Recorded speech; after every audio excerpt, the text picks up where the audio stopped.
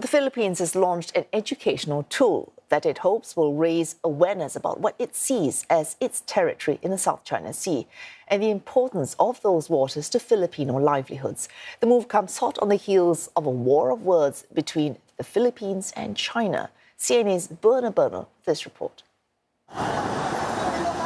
A call to awaken patriotism in 40 pages.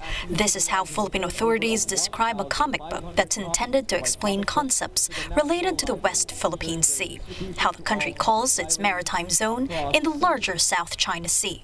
Filipino maritime experts helped to craft the text, which features a character called Teacher June, explaining to students of a coastal town the country's sovereign rights over the waters. Teacher June tells the students that Chinese actions in the West Philippine Sea, such as the use of water cannons against Philippine vessels, are illegal, coercive, aggressive, and deceptive. Teacher June also tells students that Chinese ships continue to harass Filipino fishermen despite the smooth talks between the former Philippine president and Chinese President Xi Jinping.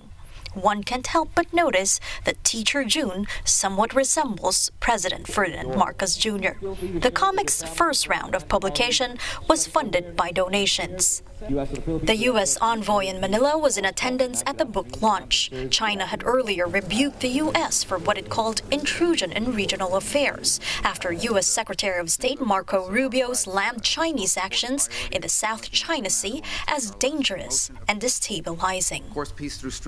This came on the heels of the Philippines accusing Chinese ships of erratic movement within the Philippines' exclusive economic zone.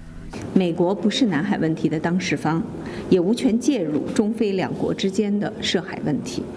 美菲军事合作不得损害中方在南海的主权和海洋权益，更不能以此为菲律宾的非法主张背书。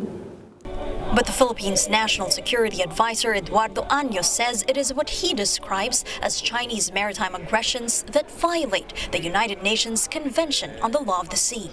From shadowing and dangerous maneuvers to the use of water cannons and even ramming our vessels, these actions are deliberate attempts to intimidate and undermine our rightful presence in these waters.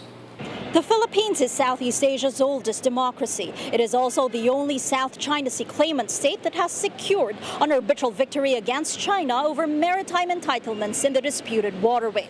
But with this democratic space that experts have described as vibrant relative to the region comes disadvantages, with public officials sometimes making pronouncements that contradict each other. But this book project, launched here at the country's National Library, shows a collective effort across government institutions, from the education sector to the security sector, to create a unified messaging and plant seeds of understanding on young Filipinos' minds on the importance of what the president calls the life-giving waters of the West Philippine Sea. Buena Bernal, CNA, Manila.